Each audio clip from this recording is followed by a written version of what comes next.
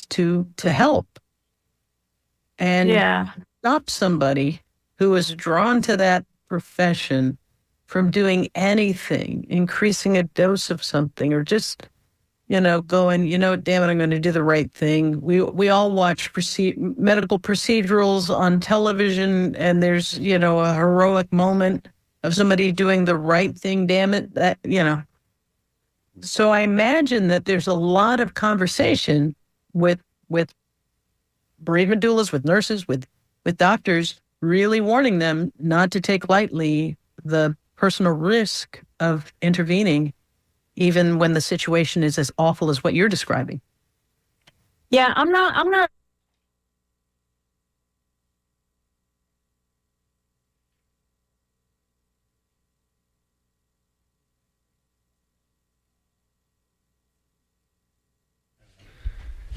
This is WMNF Tampa. You're listening to Wavemakers. Today's running the board for us today is Kamala. Sorry about that. Given everything that's going on. Having some technical difficulties. Having some difficulties, but we are now on the air. This is Wavemakers on WMNF. Which is brought to you by, with the support of the Tampa Bay Times.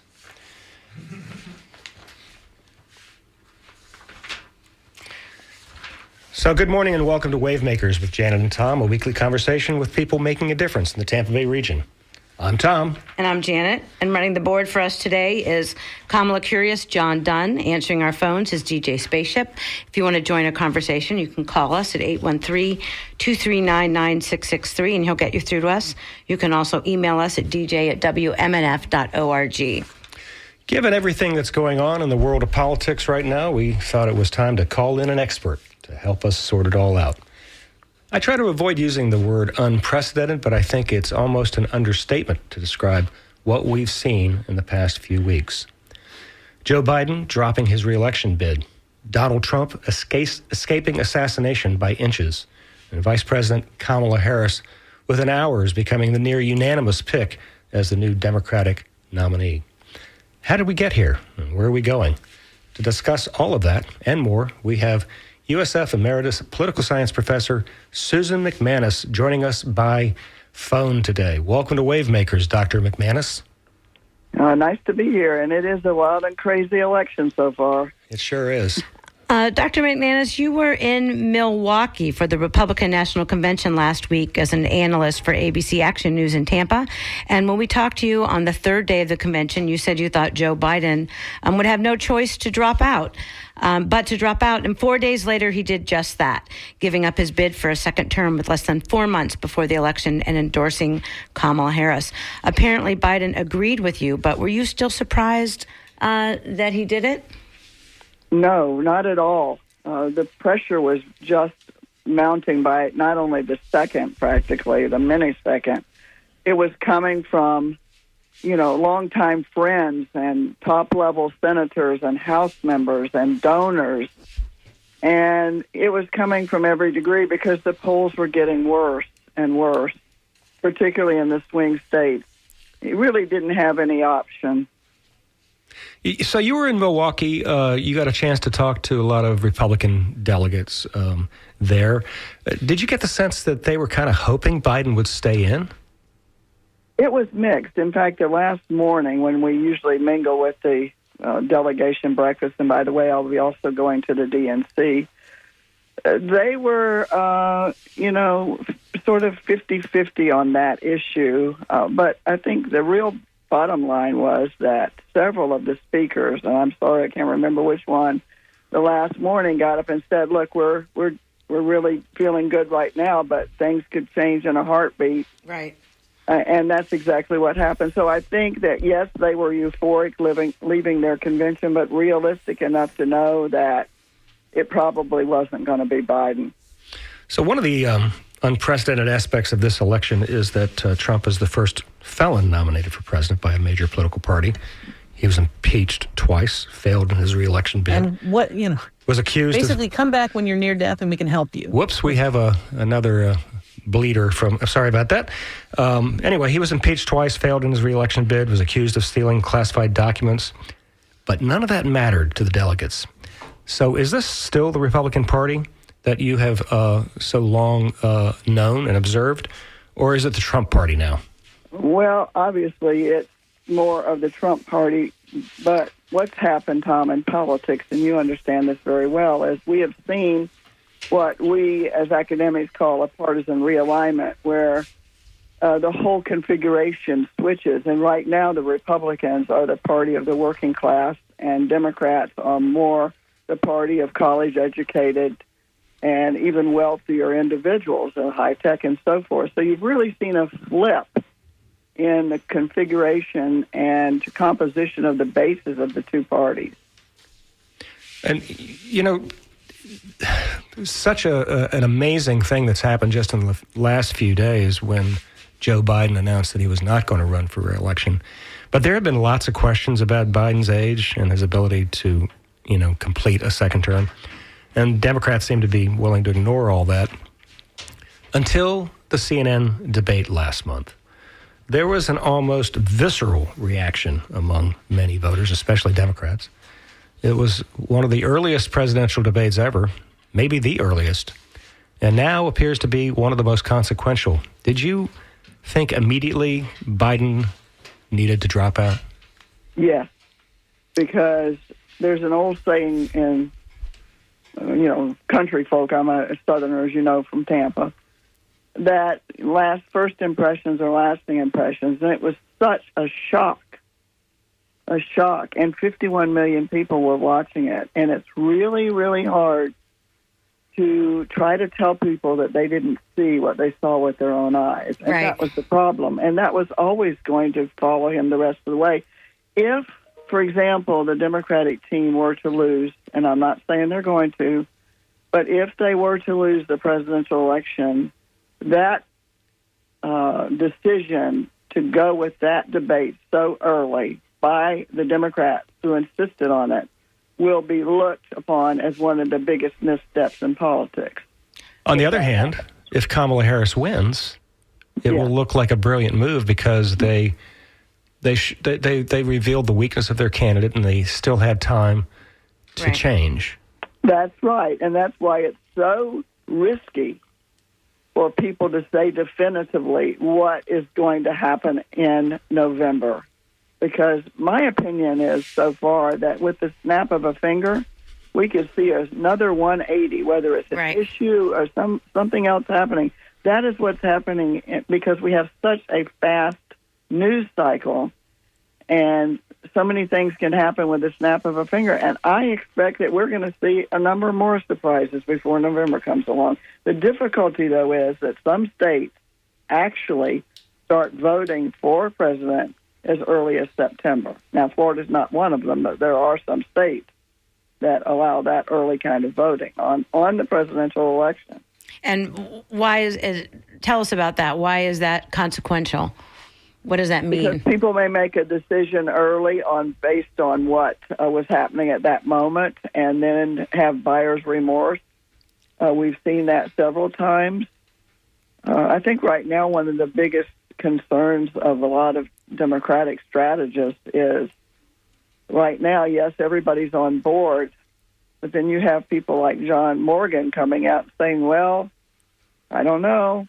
And even Obama, who hasn't made a strong endorsement, which has been surprising to a lot of people. So I think it's certainly to the Democrats' absolute credit that they're going to get this nomination process through ASAP. Definitely. Now, you mentioned Obama hasn't endorsed Kamala Harris yet, expecting that to happen. I've read one theory is that he is holding off to, make it look like it's more of a groundswell than a top-down coronation. So you've seen various leaders slowly working their way up to the top. What do you think of that theory? Well, I certainly think that that's a theory that's held by some. On the other hand, if you take an average everyday person that doesn't really pay a lot of attention, they're wondering why in the world isn't he endorsing Kamala Harris? They share a lot of their background, obviously the African-American link, and, it's Obama's first black male president, possibility of Kamala being the first black female president. It's just making people wonder, why isn't he jumping with enthusiasm into this, like so many other leaders, including Nancy Pelosi? Well, you also have Chuck Schumer hasn't endorsed yet, and neither has Hakeem Jeffries. But Obama's endorsement carries a lot more weight than Chuck Schumer. Sure, absolutely. You mentioned how people's perceptions can get locked in, and media narratives are difficult to change. Anybody who's in PR knows that one of the keys to success to any communications campaign is to control the narrative. And for 3 weeks, I guess, after that debate, it was a daily drumbeat about whether Biden could hang in there. He tried to do a few interviews. None of those seemed to work. But the attempted assassination on Donald Trump briefly stopped that.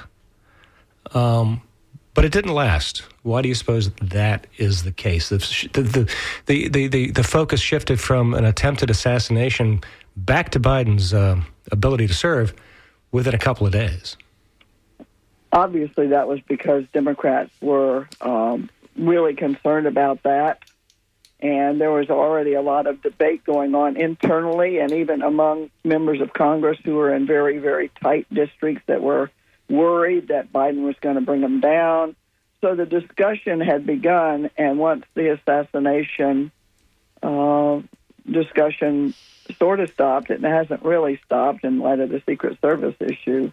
But nonetheless, the partisan shift, once the Republican convention got underway, the shift of the media went right back to something that was where there's contentiousness. The Republicans were very united, but what was the story for the media is that the Democrats were still very divided about what to do about President Biden running for re-election.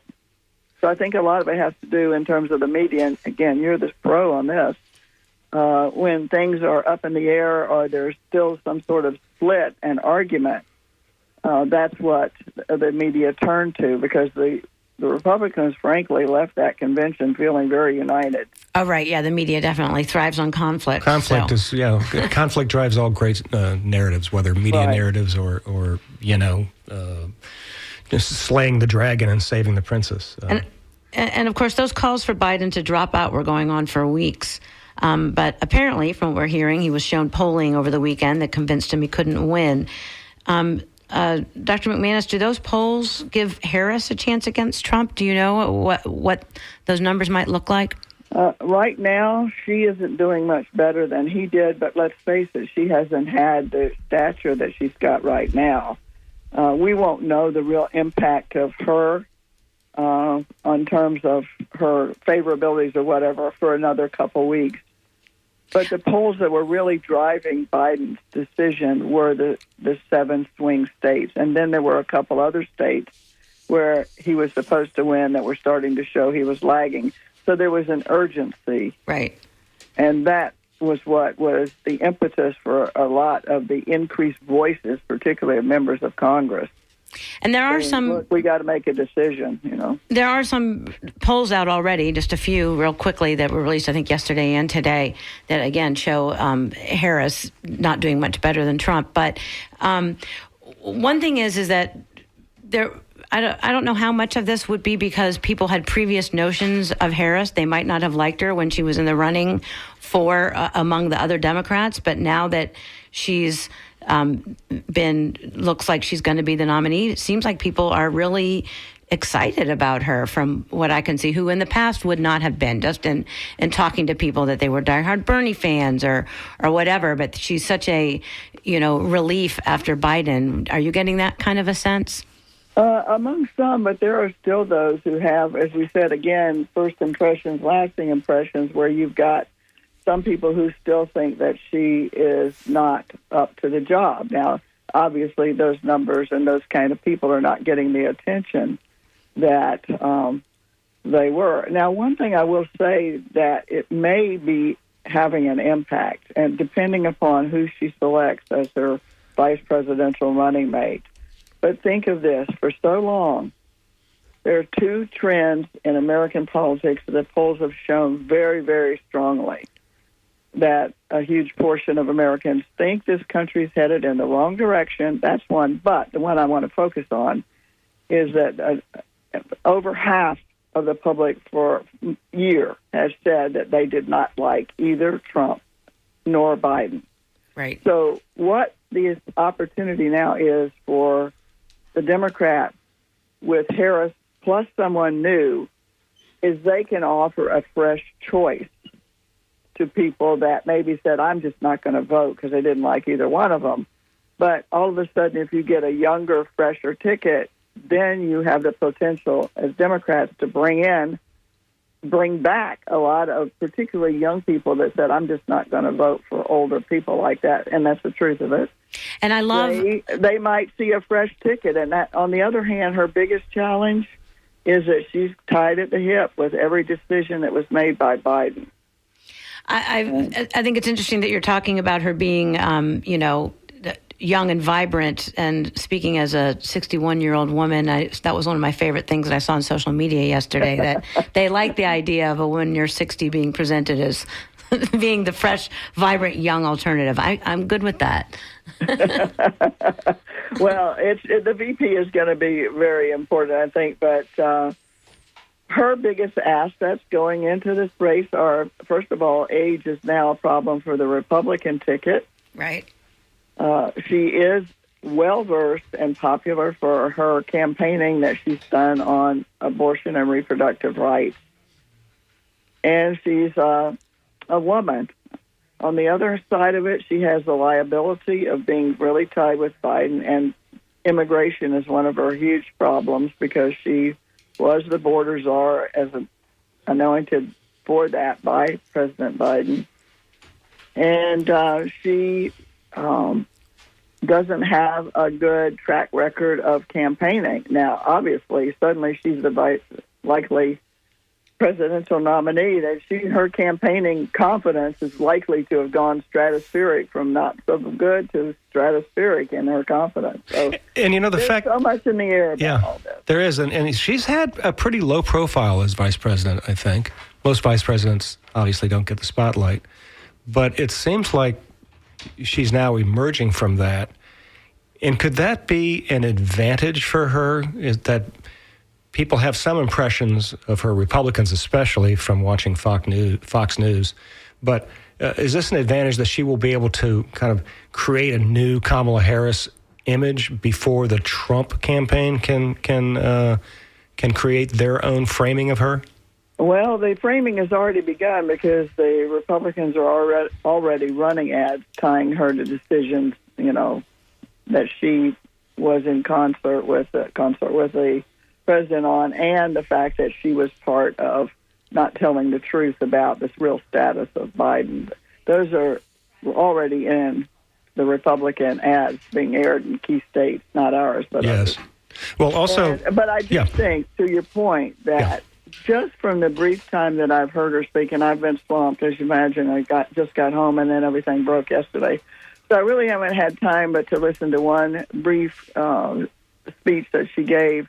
But it does appear that she's a lot calmer than she has been, and smiling more, and seems to be really in connection. The speech that I listened to her give was the one that she gave to the campaign staffers, the one she went to New Hampshire. That's the one I heard, and that was obviously a very, very friendly audience. But it's going to be, I think, she's surely to have more confidence. It's like night and day. If suddenly you're the top nominee, that's a lot different than being number two and having to defend something that, you're number one, feel strongly about, and you have to try to deliver with the same kind of enthusiasm, but it's not always possible. Republicans immediately started repeating a couple of talking points after Joe Biden dropped out, that Democratic voters are being disenfranchised, and if he can't run for re-election, he can't serve now and should resign immediately. Is that what you're hearing? And do you think those talking points have any effect? They seem to. I mean, the idea that Democrats are being disenfranchised seems a little ironic coming from the Republican Party, which tried to disenfranchise voters after the 2020 election. Well, obviously, there's always that kind of one calling the pot calling the kettle black, so to speak. Right. Each side has, arguments about why the other one's a threat to democracy. That's why that particular theme isn't particularly working real well right now. Other things are going to be more important. But it's the Republicans themselves are split on whether it's a great idea to talk about he shouldn't be president. And that, so what are they hoping for? That he resigns totally and she's elevated? As one shrewd delegate pointed out to me, that would mean that all of the campaigning about Trump being number 47, he would have to change all of his stuff because she would be 47 and he would be 48. I hadn't thought of that. I mean, I'm always looking for humor when you cover these things, understand. Well, it seems like it would be an advantage for her to run as the president, but, he's clearly decided he's going to stick in there for the next several months, and if the Speaker of the House is one of the people calling on him to resign and talking about the 25th Amendment, how would that even work? If he sticks with his plan, and he's going to stay until his term ends, what can the Republicans do about this? Not anything, really, because the 25th Amendment is activated by the cabinet. And I don't think he has a lot of Republicans, and I'm speaking of Biden now, in his cabinet, so that's not happening. Well, the House Speaker, Mike Johnson, also suggested that there might be some legal challenges to switching from Biden to Harris, although I've also seen a lot of pushback on that in news accounts. What's your reading on that? Well, that's Mike Johnson, and that is not what everyday people, based on what I just looked at the convention, they're all about the issues and the economy and making things better. Again, I go back to the fact that the context in which this election was begun was that 2/3 of Americans, and the number still sticks right now, 2/3 of Americans think the country is headed in the wrong direction. And frankly, they're tired of all this legalese because a lot of people just frankly tune it out, which is why it's surprising that Johnson's focusing on that so much. Maybe for some donors or whatever, but for the average Republican, that's not a very effective strategy. You're listening to Wavemakers on WMNF with Janet and Tom, and our guest is political scientist Susan MacManus, and we're talking about this crazy 2024 election and where we're at right now with the presidential candidates and Kamala Harris's candidacy for president. We'd like to hear from you. You can give us a call at 813-239-9663 or send us an email at dj@wmnf.org. We're going to be talking a little bit later in this half hour with Dr. MacManus about what VP candidates she might have heard about so far and what her assessment is of them. So let us know, who would you like to see as the running mate with Kamala Harris? Who do you think would be good for her, and who do you think would make you happy? Or is there anyone else that you support for president? How about RFK Jr.? Or are you switching over to Trump now that Biden has dropped out? But Dr. MacManus, Florida didn't seem to be much in play at all this year before Biden dropped out. Has that changed at all now with this new Democratic ticket? It probably will mean that the election's a little bit closer. I see the biggest impact on some of the down-ballot races. And I think that now what you might see is that there'll be some Democrats now that are in places that they weren't getting a lot of money or attention. And you might see some of the candidates, for example, the congressional candidates, the state House and state Senate candidates, and even Democrats running for some local races. They were feeling somewhat burdened down by Biden's numbers. But I think that what you'll see is they may be some of the bigger beneficiaries. The handicappers nationally, all of them, still put Florida as lean Republican, even in the U.S. Senate race. The statistic that is sort of makes it difficult for Democrats is the fact that the registration gap now is almost 1 million, and October of 2021, there were more Democrats registered in Florida than Republicans, and now it's almost 1 million in the other direction. The other, I think, problem that Florida Democrats have is the Hispanic vote, which has moved a bit more Republican, and right now the independent voters, NPAs, we have about 40% of those, right now are leaning a little bit more Republican. And in the national poll that you cited earlier about Trump still being up, Harris doesn't do as well among independents, and she does a little bit better among younger voters and black voters, hoping to bring some of them back. But for Florida Democrats, a lot of it is just flat out numbers. Now, you mentioned John Morgan. John Morgan is has been giving money to the Biden campaign in a big way. Now he doesn't want to support Kamala Harris. Yeah, and he's of the camp of the argument that it isn't a good look where you don't have a competitive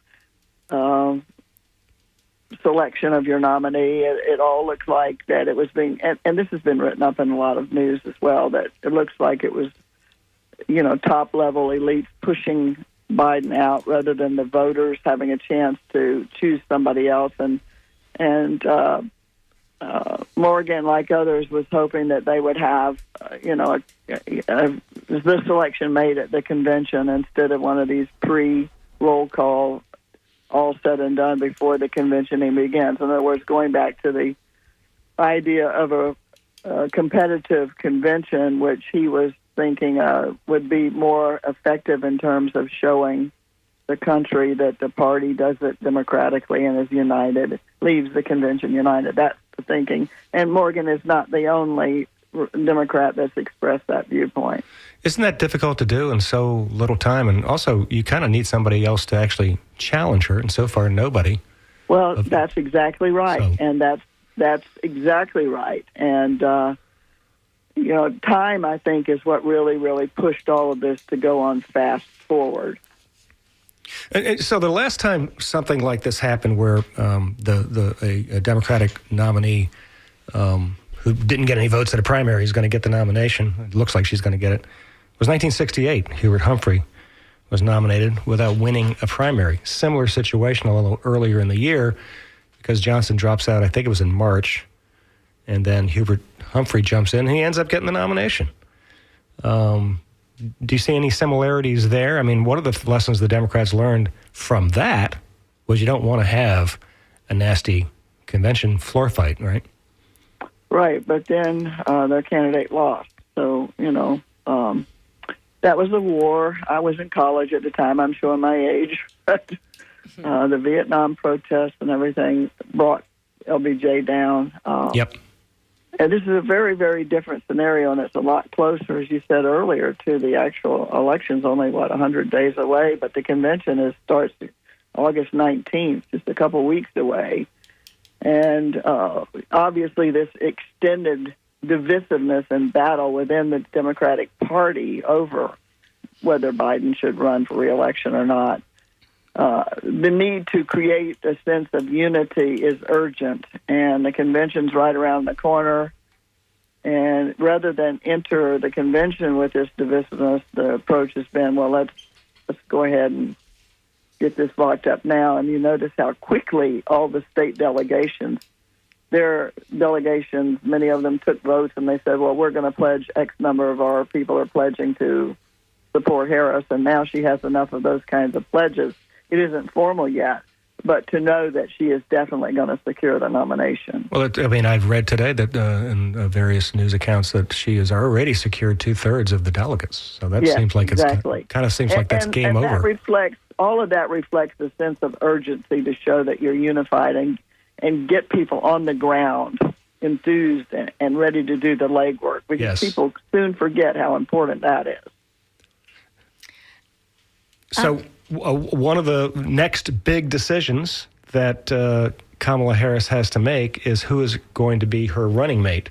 But before we get to that, we have a call on the line. Janet? We got Nancy in St. Pete. Nancy in St. Pete, you're on the line. What is on your mind? Hi. Oh, just want to say a great show. and I'm all for having a good old-fashioned convention where they're talking about the different states actually voting for the interests of their state and who is best would be that's how it comes out. Everybody has a say then. And what one of your people just said about showing them what it's all about, it would be perfect because it's a perfect counterpoint to fascism. And also, I think Hakeem Jeffries would be excellent, the representative. As the presidential candidate? Either one. Either one. Anybody? He so far has not thrown his hat in the ring. What do you think is going to take to convince him to do that? That somebody would put a name in, and then people would talk about that. Gotcha. The So you're person himself would not. You're young. Yeah. You don't understand how these things actually operate. I'm young? It used to be. Yes, I appreciate that. It used to be. Being 69, I appreciate being called young. Well, you're welcome. I watched the 1968 convention live on television, so go ahead. But I'm just saying, it used to be that somebody would say, this person would really be a great president. Let's nominate that person. The person himself would not do that. Now it's changed. Now we're waiting for somebody to throw their hat in. So it sounds like you're opposed to them doing an early... That's the way it used to be. Yeah. So what if there's not enough time? Extend the convention. Who said you can't do that? So you're not a fan of this process as it's unfolding right now? Absolutely not. I haven't been a fan of it since they stopped having the old-time nominating convention. What are you going to do if they keep the way they're going? You're still going to vote for... What am I going to do? Mm-hmm. Is it going to affect your vote in November? No. Okay. Not at all. Because the whole emphasis now is not allowing a fascistic mindset to take hold in this country as it is doing now with half of the population. It's nuts. And, I'm glad my mother isn't alive to see this. She was upset when George Bush was president, for heaven's sake. She ain't seen nothing yet. And, it's just, we got to think about these things. And I hope that Kamala Harris has enough, enough to make it happen. But I don't know about that. The whole idea is to vote for somebody other than the other guy. Gotcha. You know who I mean. And RFK Jr. holds no appeal to you. Talk to you later. Okay, thank you. Okay, Thanks for the call, Nancy. Dr. MacManus, you there? Yeah. Yes. So what do you think about what Nancy had to say? Well, she's reflecting what we had talked about a little bit earlier. There isn't a strong, there's a consensus, but there's also a sizable number of people that think this is a bad look, that it looks like it was the elites pushing this guy out, and that everyday people didn't have a chance to weigh in, and the excitement, and even there's been a lot of pushback of having this roll call virtual vote even before the convention. Some people say, well, that takes away from the whole excitement of the convention, and why should somebody tune in at the convention? She's not alone in that perspective, but right now it's being, she's outweighed by people who said, we just got to get this done, we got to, get this unity thing in. So there is still dissension within the party about this whole thing of the early virtual vote. And I think it may occur within the next 5 or 6 days. The early virtual vote, I thought, was initially created because there was some concern about getting on some state ballots. That's correct, but the law was changed, and it was in the state of Ohio, which obviously has a lot of electoral votes, yes. But that's no longer a real roadblock. So they don't really need to continue with that. Now, of course, Florida Democrats canceled their primary.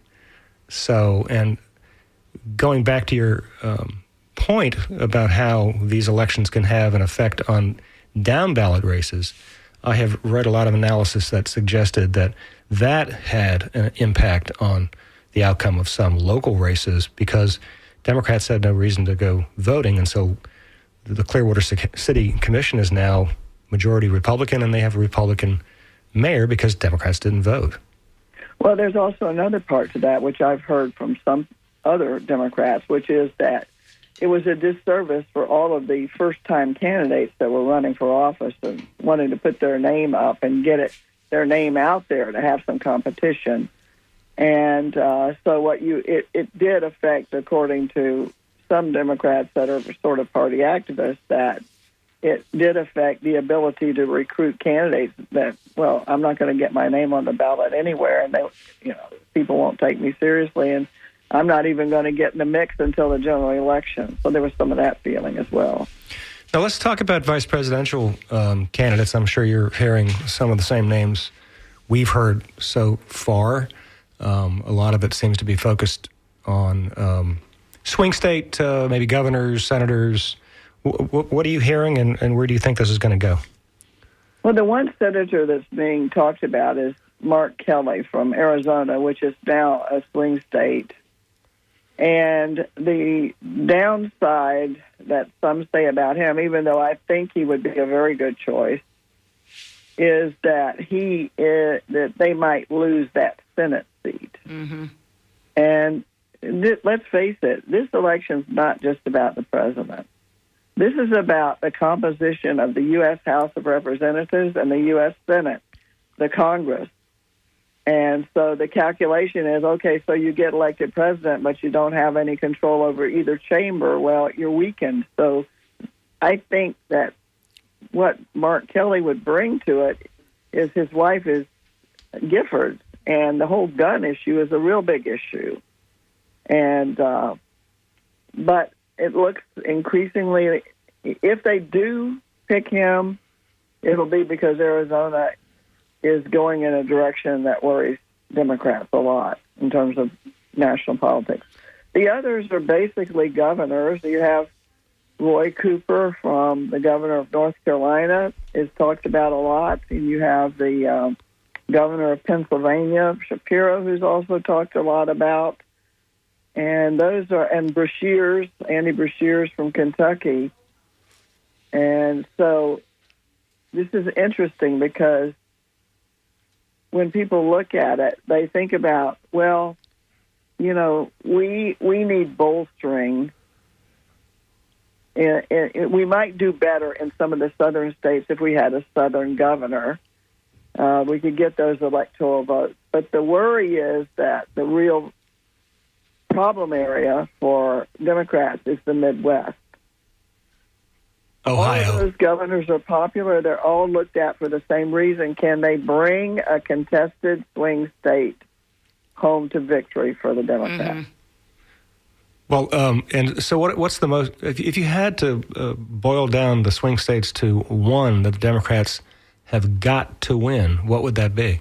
It's Pennsylvania in their minds, yeah. So Josh Shapiro, who's the governor, and apparently very popular, he seems like he would be a strong candidate to be her running mate? That's what is the general opinion about it. I think everybody has an opinion about why one of these would be another. But the main one I've heard is, that the Midwest is what Democrats are.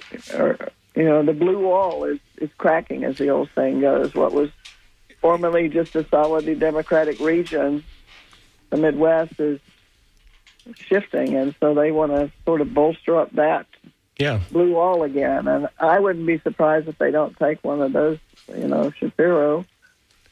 But it also has to be somebody that has chemistry and can go on the campaign trail, and has to have some strengths that she doesn't.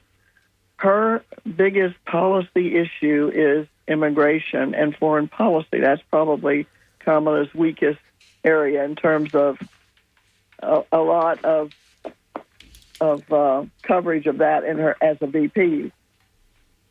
Yeah. But which of these VP has a better answer to the immigration issue and can give a good, strong analysis of why the Democrats are better on that front and so forth. So it's not just a swing state thing. It's got to be chemistry, and it's also got to be issue. We got an email from Wendy who says, I was in Chicago in '68. I was very young, only 15, never left the park, and it was a mess, she says. But this is different because it is so close to the convention, and in '68 there were so many different groups and months to organize. The Republicans don't have enough time to create chaos. At least I hope not. And Wendy says we need to put a woman in charge. We also have Mary from Dunedin on the line. Mary, you're on the line. You want to talk about the vice president. What's on your mind? Thanks for having me. I think that Trump has lost the women, the black vote, the gay vote, the ordinary people vote. And they're young and energetic and smarter than him, and her prosecutional skills would eat him up. So you're a fan. You think that she's going to be a good candidate for the Democrats? Yes, I always have, ever since he chose her for vice president. Okay. And who would you like to see running with her? Any thoughts on that? Buttigieg. Buttigieg. Why do you like Buttigieg? Some people have talked about Buttigieg, as a running mate. Yeah, because Trump's lost the gay vote. He's lost the black vote. He's lost Asian vote. He's lost ordinary people vote. He's lost blacks, women, I think she's a woman and he's the man. He's the man. So thanks for the call, Mary. Appreciate it. If you and you're listening and you'd like to weigh in and tell us what you think about Kamala Harris as the Democratic presidential nominee and who you think would be a good running mate for her, we'd love to hear from that. Hear from you about that. Dr. MacManus, what do you think? Pete Buttigieg, are you hearing any chatter about him as a potential running mate, and how would he fare?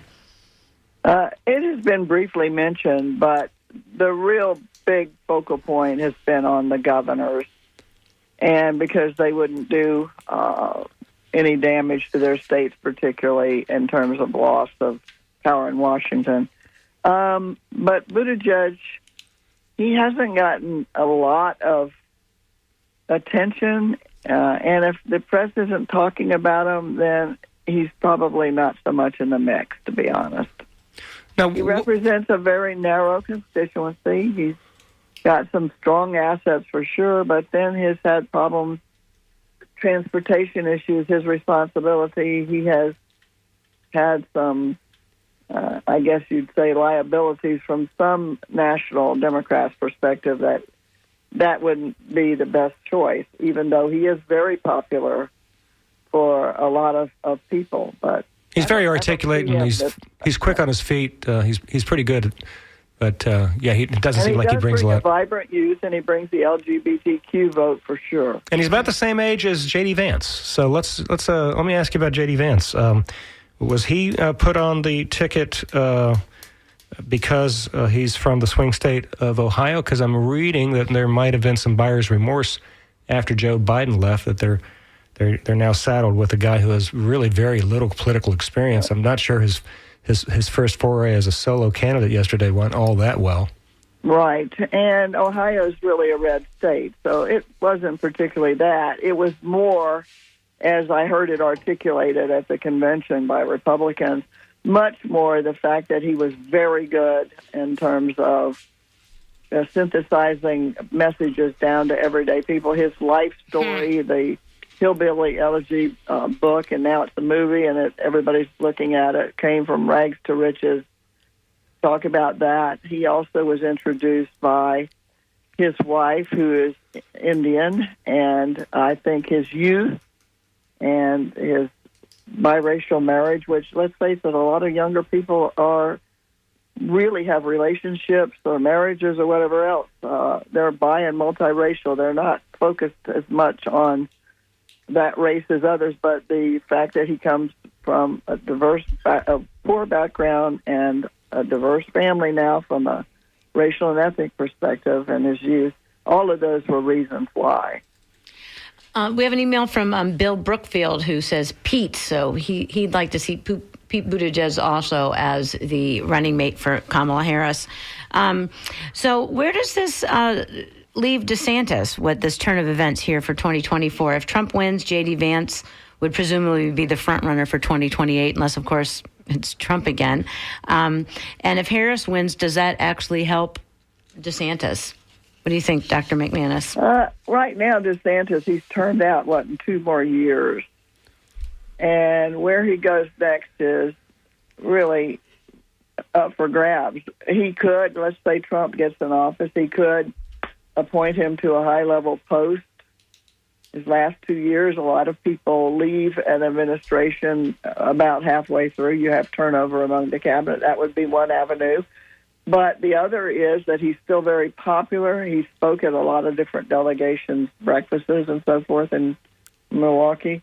He could bide his next few years attending and raising money for Republicans all across the country at, different kinds of fundraising events and endorsing and so forth. And let's say Vance is a bust. Well, that means that DeSantis might have another run at it. But it's always, too much speculation to figure out where somebody at this point who hasn't won a nomination is going to end up in a couple of years, because so much, as we've already seen, snap of a finger, the whole dynamics of everything changed. Yeah, that's why the idea of political predictions just seems so silly these days. Nobody can predict the future, and everything is so unpredictable, Absolutely correct. And I went back because after the 2020 election, I do give a lot of presentations to various groups, and I did an analysis where we looked at how many times in 2020 the issues and the direction of the campaign changed. And over the year, I think it was at least 12 or 15 times. And look at what we've just seen within the last week and a half, It's one of the most remarkable 3-week stretches in American politics, don't you think? I mean, absolutely, yes. We're living through history here.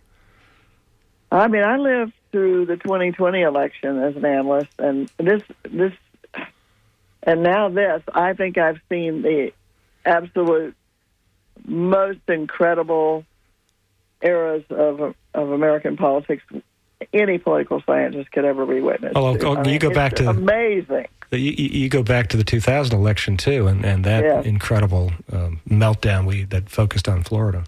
Right. We've got an email from Charles Parker, who speculates that J.D. Vance was selected as the vice presidential candidate for Trump because Peter Thiel wrote a check. Peter Thiel, the tech billionaire who is a big Trump supporter. Trump supporter. We've been talking a lot about Kamala Harris and what's happening with her candidacy and Biden leaving the race. Let's talk a little bit about Trump. So he's been trying to distance himself from the 2025 project that many Democrats have said is a blueprint for a Trump dictatorship. There's so many Trump loyalists that are involved in that campaign. Do you think he can really claim to not know anything about it? Let me just say one thing. Much of any campaign is communication. Go out on the street and ask 20 people or even 5 and see how many of them can say what Project 25 is. That label doesn't carry any weight with the average voter. You've got to dissect it. And I think that's one of the problems that, the Biden campaign was having, is trying to use words that when you go out on the street, the average person, it doesn't connect with. Mm-hmm. And that one is not connecting with everyday people. I mean, the components of it maybe, but to use that as a global label for something that's going to motivate voters, it's just not going to happen. But we had talked previously about how difficult it is to change the media narrative, and one of those is inflation. Yet inflation has gone down. We have not had the recession that so many economists seem to think that they were convinced we were going to have a recession. We never had one. Okay, great. I must comment on this. The same kind of messaging problem. Right. Talk about GDP, employment, but GDP and inflation, those don't mean anything. What means something is, what is it about inflation? All you have to do is look at the word grocery prices, gas prices, rent. I don't understand why people at the campaign high levels don't understand language and vocabulary is a key component to connecting with everyday voters that don't follow politics 24/7. And that's the problem.